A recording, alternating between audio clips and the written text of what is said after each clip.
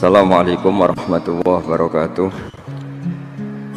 Bismillahirrahmanirrahim. Nahmaduka ya ghafuru ya syakuru. Mashalli wa sallim barik ala sayyidina maulana Muhammadin wa ala alihi wa sahbihi asma'in. Nama ba'du. Ada nikmat batinah, yaitu kepuasan mendapatkan ma'rifatullah. Aku ulang lagi, kepuasan mendapatkan apa? Ma'rifatullah. Itu nikmat batin.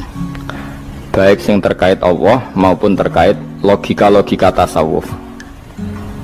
Terkait Allah misalnya gini, misalnya kulo mikirnya, kulo nu bolak-balik matur niki berkali-kali di tempat ngaji ini. Kim-ki jenane eling, mboten gadah masalah ingatan ini eling tenan. Wong nak soleh, ya soleh, soleh. Cek soleh mulai cilik, cek soleh dadakan terus husnul khotimah, pokoknya napa? Soleh. Niku nak mati, niku bumi ku nangis. Nangise bumi ku kekurangan utawi kalong wong sing sujud ning ndekne. Ya Allah Gusti, biasane wonten tiyang niku sujud teng nggen kula, dia berperilaku baik teng nggen kula, sakniki tiyang niku pun jenengan ambil, nangis bumi. Sakniki sing urip arek bedua-bedua, damel narkoba, damel ngefly, damel macam-macam lah. Niku nangis bumi. Langit seweneng.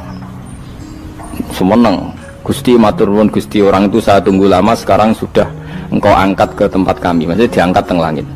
Sing bumi nangis, sing langit apa? Seneng. Nah kemudian kita berpikir begini, bumi kok iso nangis piye? Nah itu terserah sampean apa termasuk ulama zahir apa termasuk ulama batin. Kalau ulama zahir mengatakan bumi nangis itu mau kinayatun anil husni, pokoknya pantese bumi itu susah, wong kelangan putra terbaiknya. Tapi nak cara ulama-ulama hakikat yang mengenali sekali betapa kudrohnya Allah, betapa kudrohnya Allah itu tidak terbatas, itu yang meyakini bumi nangis itu nangis tenan. Misalnya ngaten kalau tak terang malih ya, kowe bayangno dadi Nabi Adam, ngrungokno kowe, kowe bayangno dadi Nabi Adam tenan maksudnya. Terus Nabi Adam orang pertama dia tahu betul kalau dia dicipta dari bumi. Dan dia pula tahu betul, beliau tahu kalau dia bisa ngomong, bisa mikir, bisa macam-macam. Terus indukannya beliau itu bumi. Mesti pikiran Nabi Adam, jangan-jangan bumi ini juga bisa berpikir kayak saya. Ini kan materi saya, karena saya dari bumi ini bisa ngomong, bisa melihat macam-macam. Terus bedanya apa menurut sobek napa? Umpama kowe dadi Nabi napa? Adam. Orang yang dekat sekali, qoribu ahdin, dekat sekali dengan kesaksian kudroh Allah. Gini ku dekne roh nak materi ini ke bumi, dan dia orang pertama yang urung lali kemana. Tapi ketika sudah ribuan orang, mungkin jutaan orang lali, seakan-akan bumi itu tidak jenis dari kita. Bumi adalah hal yang berbeda dengan kita. Kita manusia berakal, bumi itu benda mati. Terus kowe katut wong goblok-goblok, bumi itu benda mati. Sajane ya rada kriminal wong Islam muni bumi itu benda mati. Enggak bisa berpikir, yang bisa berpikir hanya manusia. Itu kengawuran-kengawuran yang kita ciptakan sendiri, kita wariskan turun-temurun. Umpama kowe iku dadi ulama, ngomong ngono iku isin. Bumi kok nyekseni kowe sujud, banyu nyekseni mbok pangan, mbok ombe kanggo sujud. Semua itu bersaksi tentang kita. Ya, lah nek sampean tanglet kula, cara melogika gimana? Begini, tak wari cara gampang-gampangan ya. Tak warai tauhid sing kasyaf. Tauhid ini yang dawuh Sayyidina Ali lau kusifal khoto umastatu yakinan. Umpama somben tutup iku dibuka, akulah imanku ora tambah be pangeran. Karena tren dunia dan akhirat sama. Zaman ning dunia ya Allah ala kulli saing kodin, kok zaman ning akhirat ya Allah ala kulli saing. Cara Sayyidina Ali, somben aku wis matilah imanku ora tambah, meskipun aku ora swarga neraka. Lah kena napa? Darah padha wae, ning dunia ya pertunjukan kudratullah, ning akhirat ya pertunjukan kudratullah. Jadi pikirannya Sayyidina Ali seperti itu. Saya kan lahir misalnya tahun 1970. Berarti mulai Nabi Adam itu saya kan nggak ada. Ngerti-ngerti ada. Saya mengira waktu zaman tidak ada itu panjang apa cepat? Cepat, karena kita tidak melalui itu. Ujuk-ujuk wujud. Kadang kalau mati ya wedi kan. Mau mati jebule kiamat 1 juta tahun kasih wopo nang kuburan. Masya di Khalillah ya. Makanya aku ya ora roh, tak tinggal turu sakmono kan yo nglilir. Nang lilir terus nang ndi. Apa mlaku-mlaku nang donya apa piye kok nak turu ya kok ngani ngoyo turu kok ribuan tahun lintas. Terus ya apa jajal? Sampeyan tak takoki, misale sampeyan ning kuburan iku apa? Apa ngadepi muka nakil tukaran terus itu keselen tukaran kok nopo ratusan ribu mungkin. Nah terus kita dilatih. Kata Sidina Ali gampang latihan seperti kata Sidina Ali apa gampang ya udah menjadi wong alim. Pada akhirnya kita ini aku zaman urip yo ora roh karepe, ngerti-ngerti urip, mati yo ora roh karepe. Pas mati sampean petanginna yo ora roh karepe, pokoke wa matar sauna illa ya Allah. Makanya masyhur itu dia ketemu orang ateis. Dia orang ateis itu anti Tuhan, anti Tuhan maunya. Dia ditanya, lalu kamu hidup itu karena siapa? Ya gak tahu hidup. Lalu kamu mati yang menentukan siapa? Ya gak tahu, kalau tahu mati. Ya berarti Anda gak bisa menentukan diri kamu sendiri. Akhirnya dia taslim. Ya ada yang menentukan lah. Ya ada yang menentukan itu dalam Islam disebut apa? Allah. Melalui disebut kalimatu haqqin alaiha nahya wa alaiha namut. Jadi kalau maknani itu kalimat yang benar-benar nyata, yang karena kalimat itu pula kita mendapat kehidupan, yang karena kalimat itu pula kita mati, yang karena kalimat itu pula kita akan bangkit lagi. Itu yang makna hakikat. Tapi kalau makna syariat nggak begitu. Kalau makna syariat begini, dan ini benar juga. Mengenai kena ada di ulama, ciri utama ulama itu jami'ul bayan. Dia kalau menjelaskan itu indah sekali dan orang pasti taslim. Sampai saya tak warai tenan. Sampai kan biasa wiridan la ilaha illallah kan biasa, mulai mimpin tahlil sampai kepeksa mergo do tahlil melok, sampai sing darani bid'ah akhirnya ya melok tanggane napa? Tahlil. Sesuai wae. Kata Ibnul Qayyim Al-Jauziyah dalam kitab Zadul Ma'ad. Kitab Zadul Ma'ad itu kitab kesayangannya Sayyid Abdul Al-Haddad. Sayyid Abdul Al-Haddad itu pengarang kitab Zadul Ma'ad. Padahal kitab ini dikarang oleh muridnya Ibnu Taimiyah. Abdul Al-Haddad itu gak seneng Ibnu Taimiyah tapi seneng muridnya. Jadi di sini ulama ya demokratis. Gak seneng gurunya tapi seneng. Saja nih Ibnu Taimiyah itu orang baik. Ya ulama top ya baik, ya waras top. Tapi ngerti-ngerti Wahabi itu identik dengan Ibnu Taimiyah. Akhirnya ulama ahli sunnah penyebut itu terus isin. Mulane kiai-kiai ra ono sing dalil kala Ibnu Taimiyah mergo dicap Wahabi. Padahal Ibnu Taimiyah wong alim. Di kitab-kitab kita termasuk Syekh Muhammad piyambak nanya Ibnu Taimiyah kala Syekhul Islam napa kala. Tapi kan ini sudah milik Wahabi sehingga kita ini terus akhirnya gak gelem nyebut. Ya jadi kitab koyo dalil fastabiqul khairat iki apa par iki dadi dalil yo dhewe-dhewe. Wah parah tenan wong-wong. Dulu saya melihat orang enggak kunut itu ya biasa. Mergo saya sebagai wong alim ngerti iku madzhab ya Abu Hanifah. Saiki nek ora kunut Muhammadiyah. Kita ini sebetulnya ahlul ilmi enggak tahu kunut itu madzhabnya siapa kita. Itu madzhabnya Abu Hanifah, yang kunut madzhab Syafi'i. Tapi tahu-tahu iki madzhab NU, iki madzhab Muhammad. Mana ada orang-orang ini bisa punya madzhab? Ngalime sepiro nganti dadi nopo? Madzhab. Tapi wis dadi bahasa, wis dadi nopo? Sewajo kabeh jane. Mas repot-repot. Tak warai iki. Sampeyan ben nglafadzno la ilaha illallah iku keren iki, keren tenan mboten keren-keren. Ngendikane Ibnu Qayyim Al-Jauziyah itu gini. Min asliha khuliqatil jannah wa min asliha khuliqatin nar. Terus wa min asliha khuliqatid dunya wa min asliha bu'isatir rasul wa min asliha qatala rasul. Wah, terus sampai sekarang saya tak bedai. Surga itu kan digawe kelas VIP. VIP mewah. Terus jari rugane widadari dulu kan nak wingi betul-betul. Kira 70. 70. Wayu kabeh ora ono sing kriting, wayu kabeh. Wayu kabeh terus gak tahu delok wong liya. Kadang bojo kita wis elek jek delok. Oh ya, widadari sifatnya maksuratun fil khiyam. Jadi gak tahu keluyuran ning ndi. Wayu kabeh. Lek surga yang semewah itu selek itu ya bagi mereka sing nglafatno atau yang menerima la ilaha illallah. Neraka sekarang dibikin dalam itu. Jari Abu Hurairah neraka itu tes-tesane benda kamu jatuhkan ke neraka itu untuk sampai ke bawah itu nunggu 70 tahun. Kila 70.000 tahun. Dikena HP yang membuat ceblok neraka itu ceblok itu ngenteni 70 tahun. Betapa dalamnya ngentekno bego piro ya bayang misalnya. Oh itu kontraktor mana saja tidak sanggup itu disuruh ngeduk kedalaman neraka. Iku ya mau kanggo wong sing menolak la ilaha illallah.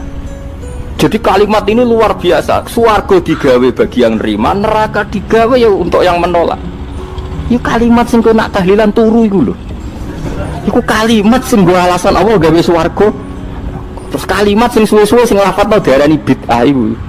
Itu kalimat sesakral ini nasibnya akhir zaman iku entek. Gara-gara dilafadzno tahlilan tersangka jadi apa?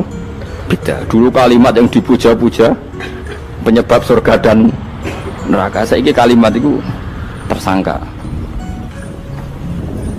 Mau perkara napa? Bid'ah. Wis aja melok-melok, kowe debat ya ora iso makili aku, sebarno iso. Kok kowe terusno dalan tok. Dah. Berarti la ilaha illallah itu kalimat yang surga dibikin karena itu, neraka dibikin ya karena itu. Kemudian Allah punya sunnah, lalu butuh pelatihan. Dikasihlah Allah gawe bumi. Piye-piye manusia butuh latihan, dibikinlah bumi. Dan dia ini latihan ikrar la ilaha illallah dengan sadar, dibikinlah bumi, liyabluwakum terus dites. Wes digawe bumi, ono makanan, ono minuman, ono wong wayah, ono pegatan macam-macam, wong diutang sembulet macam-macam. Gue ngetes, eling la ilaha illallah apa eling utangi, eling la ilaha illallah apa eling kasuse, pokoknya dites. Karena nggak fair kalau Allah bikin itu kemudian nggak dites, dibikinlah darul imtihan. Dunia itu bahasa Arabnya darul imtihan, tempat tes-tesan. Imtihan mana apa? Tes, liyabluwakum, diuji. Wes diuji kita hidup. Artinya kita dihidupkannya pun oleh Allah demi tes-tesan la ilaha, itu disebut kalimatu haqqin alaiha. Nah ya sebenarnya kita hidup pun ini untuk dites. Pada akhirnya la ilaha illallah apa enggak? Paham ya? Terus dites.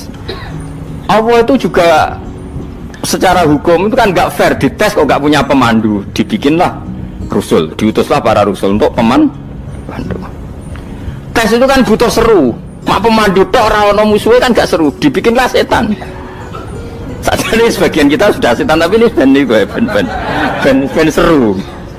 Lho ndak, setan kan minal jinnati wan nas, rumangsamu setan usopo. Baik setan minal jinnati wan nas. Jadi kena muni auzubillahi minasyaitonir rajim, terjemahannya berlindung Allah dari saya sendiri ya Allah itu. Lho itu kalau lama dulu biasa, auzubillahi min syururi anfusina wa min sayyiati a'malina. Sebenarnya kita berlindung hanya dari setan yang jauh, iblis itu enggak. Ya setan diri kamu sendiri, min syururi anfusina, dari kejelekan diri kita. Ngomongnya udah ujub, soalnya setan tuh makhluk gaib sing piye. Lah kowe ku sapa? Nganti kowe maksiat terus mergo akrab klop, roh mbek setan ku klop. Mulane terus maksiat. Dah. Allah ngutus pemandu yang ngecul setan ben fair. Napa? Fair. Jadi semua darul ibtila ini juga demi kalimat. Nah, makanya disebut kalimatu haqqin sing alaiha nahya. Kita hidup ya demi mendapatkan kalimat itu. Kita mati nanti ya demi kalimat itu, artinya mati ke neraka ya karena kalimat itu kita menolak atau mengabaikan. Masuk surga ya karena kalimat itu kita hormat, kita benar dalam memperlakukan kalimat itu. Berarti alaiha nahya wa alaiha nam. Terus wa alaiha nub'as karuan, kalau kamu termasuk minal aminin ya nub'as minas solihin, kalau minal kafirin ya nub'as minaz zalimin.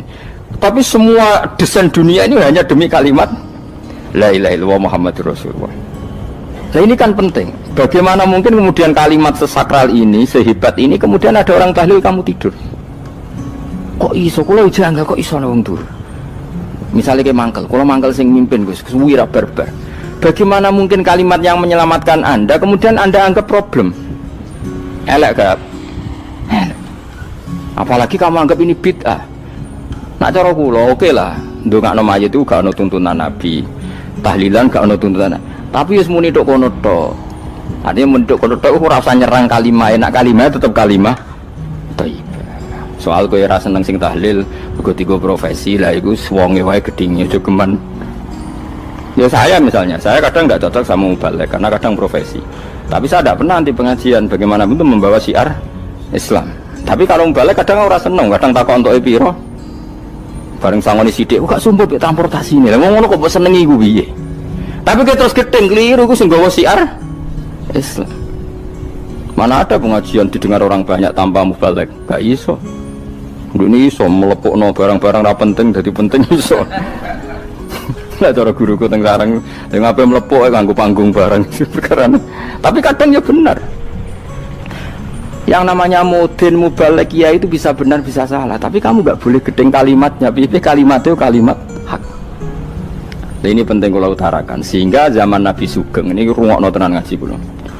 Zaman Nabi Sugeng ada sahabat namanya itu Usamah bin Zaid. Ini sahabat kesayangannya Nabi, hibbu Rasulillah.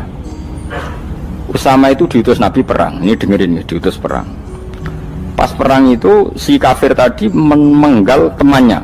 Ada yang tangannya putus, kakinya putus. Wah, seorang kafir ini sudah luar biasa.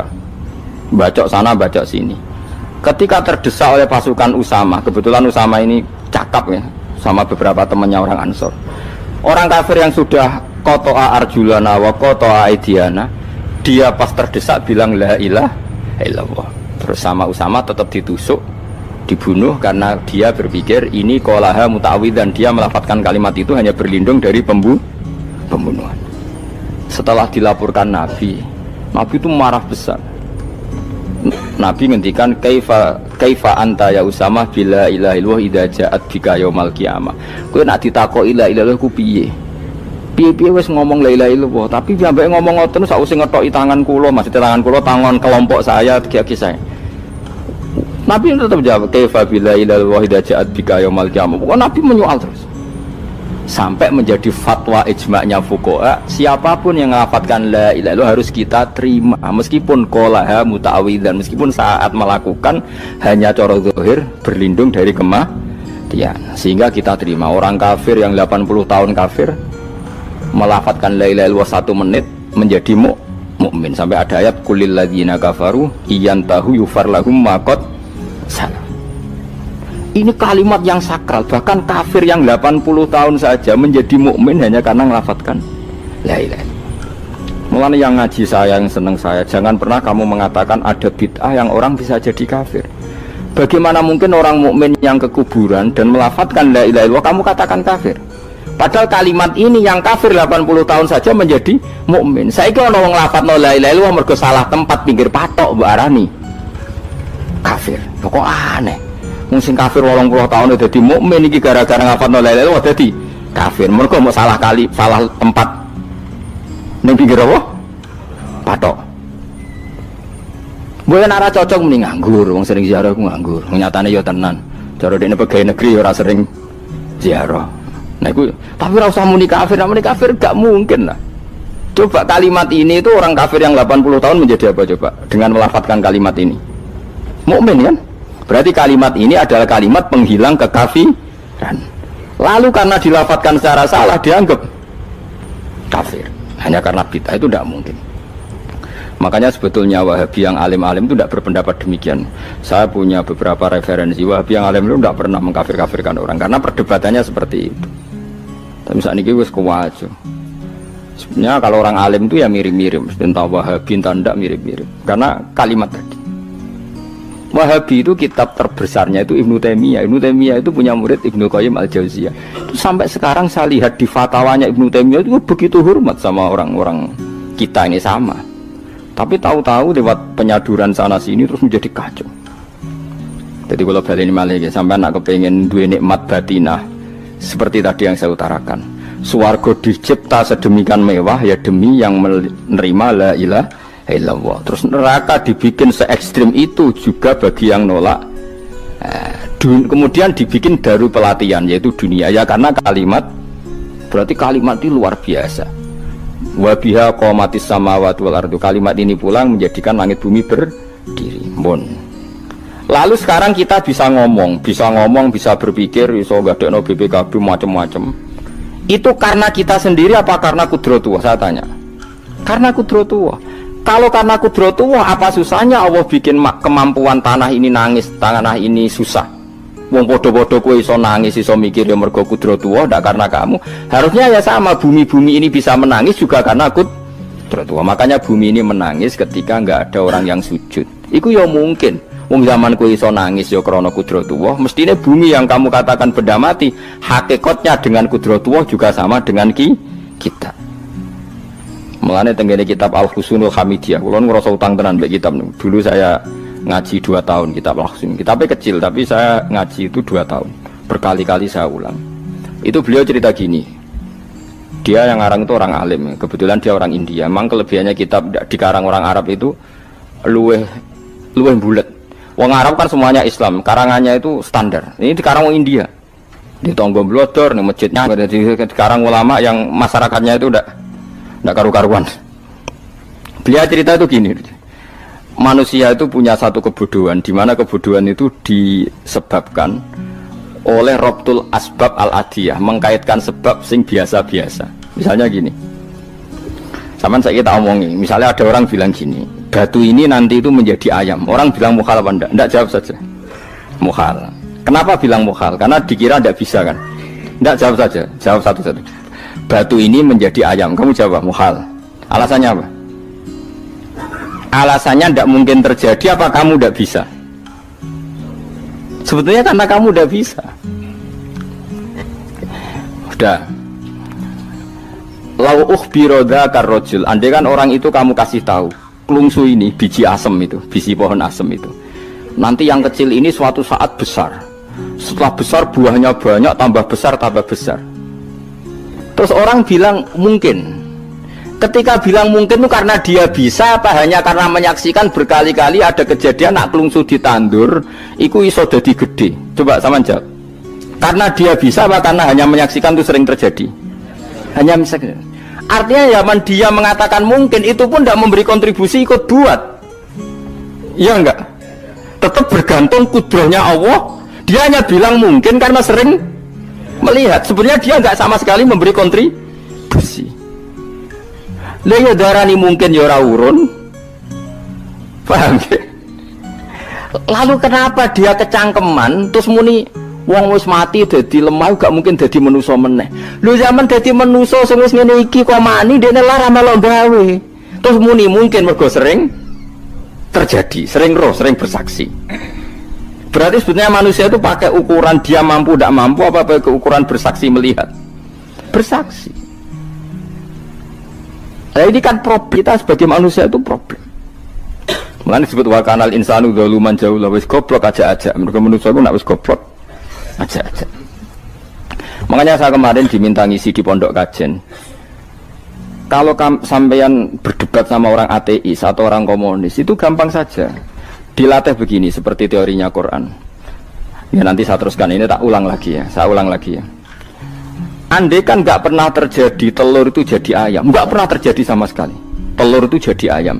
Terus kamu mengasih tahu orang tadi, telur ini loh nanti jadi hewan yang hidup terus terbang. Mesti dia bilang mukhal, mau benda mati kok nanti jadi benda hidup yang terbang ngalor ngidul. Berhubung sering terjadi dan dia pun tidak ikut bikin, bilang mungkin. Paham?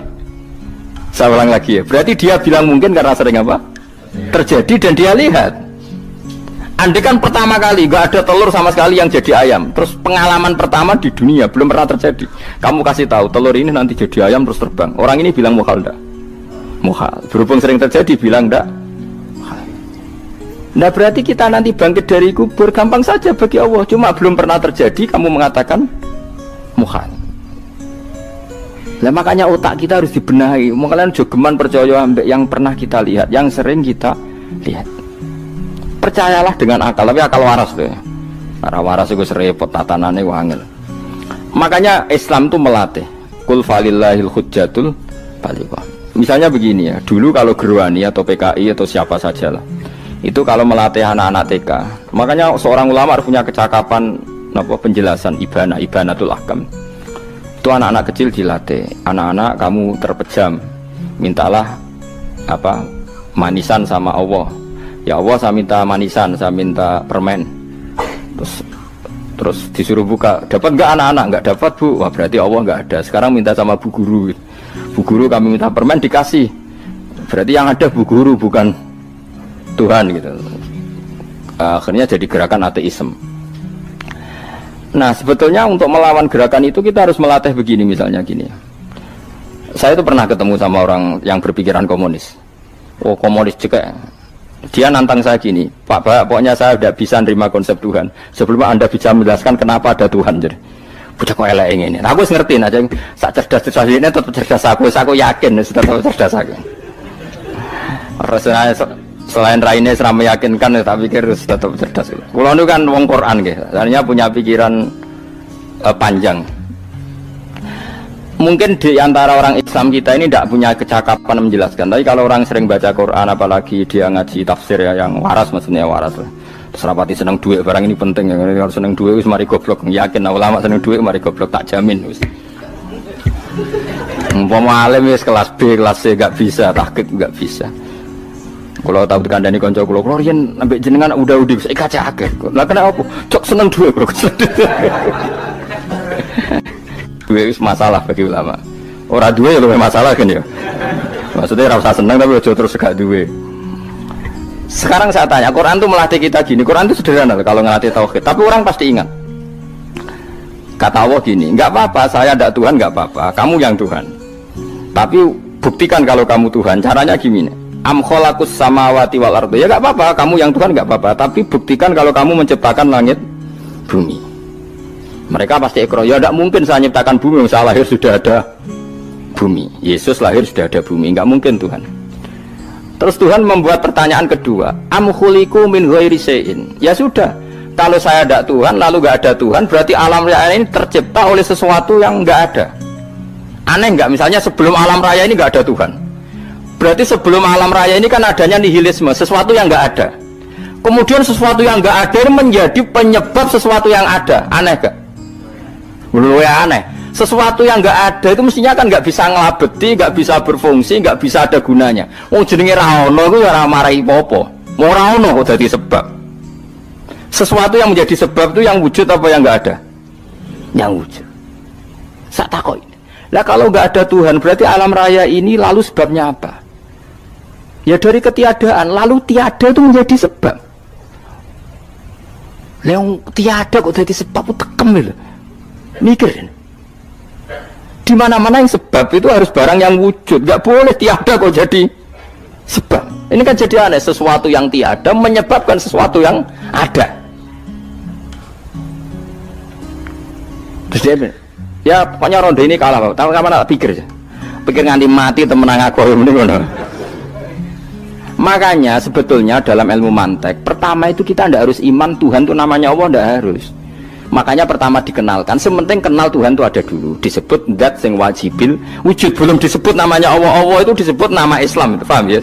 Saya ulang lagi, Allah disebut itu nama Islam. Tapi kalau penemuan akal hanya sampai kita ini butuh zat sing wajibil wujud, sing menjadi penyebab semua alam raya ini. Di bahasa Arab disebut musabbibul asbab. Belum menyebut Allah musabbibul asbab. Islam pun pertama Iqra turun ya gak nyebut Allah. Iqra bismi rabbikal ladzi khalaq, khalaqal insana min 'alaq. Iqra wa rabbuka. Tuhan itu siapa? Yang mencipta. Nah, yang mencipta ini oleh syariat Islam disebut apa? Tapi dalam logika yang penting kowe kenal sik ana musabbibil asbab. Pastikan bahwa alam raya ini yang wujud pasti disebabkan sesuatu yang ada. Enggak boleh barang wujud kok diciptakan oleh sesuatu yang tidak ada. Yang gendeng ora barbar barang ra ono mbok sifati al khaliq. Sing gawe langit bumi apa? Pencipta. Penciptane apa? Sesuatu yang tidak ada. Kowe ikhlas dutek ngono kowe ikhlas ta ora? Gak kowe ikhlas ta ora dutek ngono kowe ikhlas ta. Kowe gelem dadi bodho niku. Gelem kan? Mboten. Nah, nikmat ngono jenenge nikmat batin. Mulane sing suwenang mbek kalimat la ilaha illallah. Wis ana sing bid'ahnallah iku wong nganggur wis beno sak uni-unine. Tapi kadang memang kita berlebihan. Tahlilan rabar-bar matang puluh dina ini rabar-bar. Muka alasannya wis disangoni akeh tahlil sedih lho. Saake penggemar sing keselen, sing rantuk sangu ya butuh cepet.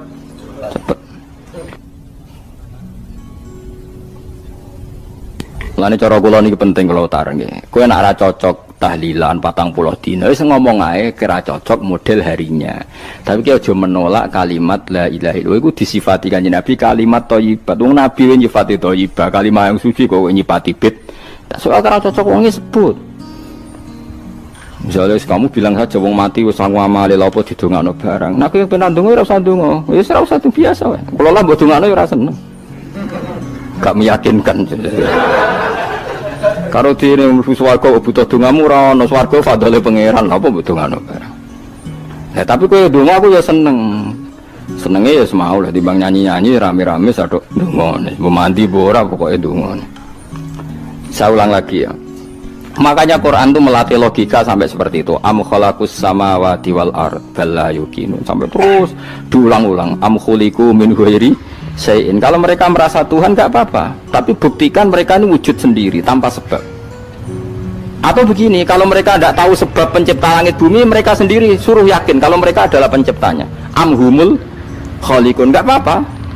Ya tapi masih Abu Jahal gendeng lah, masih Abu Lahab ngawur lah, nak takoki ya wes pangeran kowe wae sing gawe langit bumi. Penggemarnya saja pasti tertawa. Mosok Abu Lahab darani pencipta langit bumi, wong lahir wae ning bumi. Tapi Quran oleh gojlok am khalaqus samawati wal ardo. Apakah mereka menciptakan langit bumi? Bala yuqinun, mereka pun tidak pernah yakin.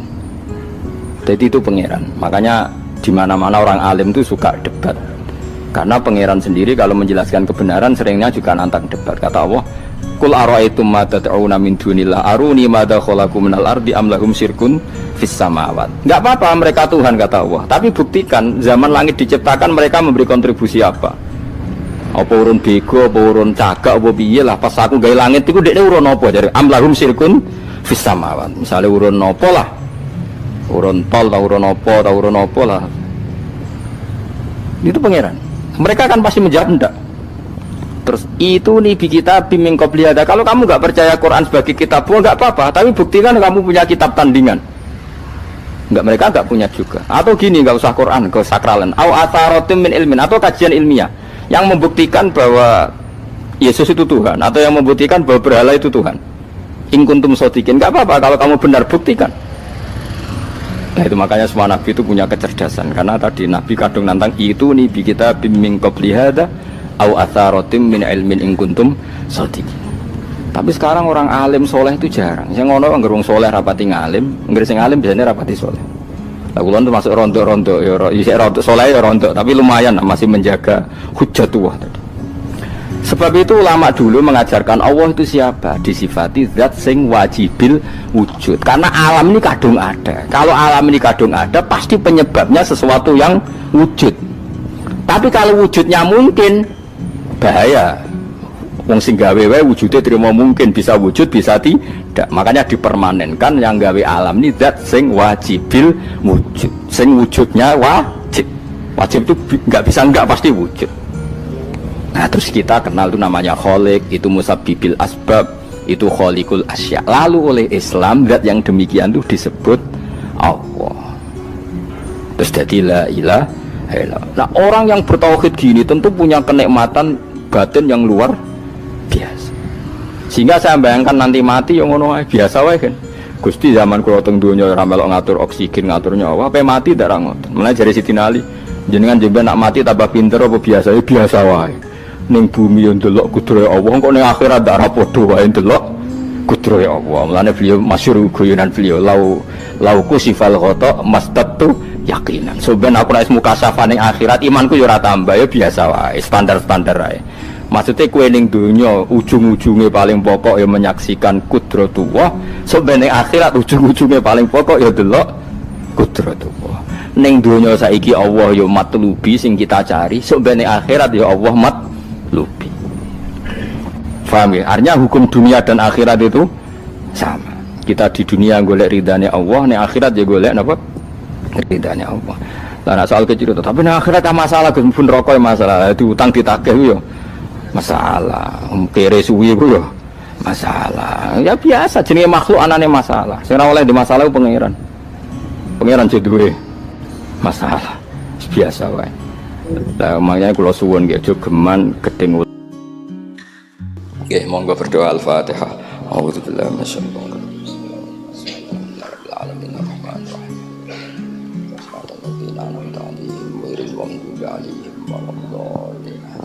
Bismillahirrahmanirrahim. Bismillahirrahmanirrahim. Nahmaduka ya ghafuru ya syakuru ma shalli wa sallim wa barik ala habibika Muhammad wa ala alihi washabihi wa barik wa sallim asma'in. Allahumma ya ilahana ya wa bi barakatid da'ina ilaika wa barakatil mutawassilina ilaika bi jaya habibika Muhammad. Ighfir ya awwali Mbah Ahmad minan Abdillah salam wa ali darajatihi fil jannah wa barik fi ahlihi wa fi dzurriyyatihi ya Allah. Allahumma ya ilahana ya ij'alna ya aminin mutmainin alladzina la khaufun 'alaihim wa lahum yahzanun waj'alna salimin wa nimin mu'afin min kulli bala'id dunya al akhirah waj'al ya Allah himmatan al ulya fi hadhihi ad-dar ila kalimatika ya Allah hatta nakuna ya wa khudamatan di syariatika wa abnaina ya Allah wa abnaina fi khidmati syariatika al-gharra al-bayda lailuha kana hariha ya Allah aqimna fi dzalika wa inna ala dzalika ya Allah Rabbana atina fid dunya hasanah fil akhirati hasanah wa qina adzabannar sallallahu alaihi sayyidina Muhammad sallallahu alaihi wasallam subhana rabbika rabbil izzati amma yasifun wa salamun alal mursalin walhamdulillahi rabbil alamin. Bismillahirrahmanirrahim.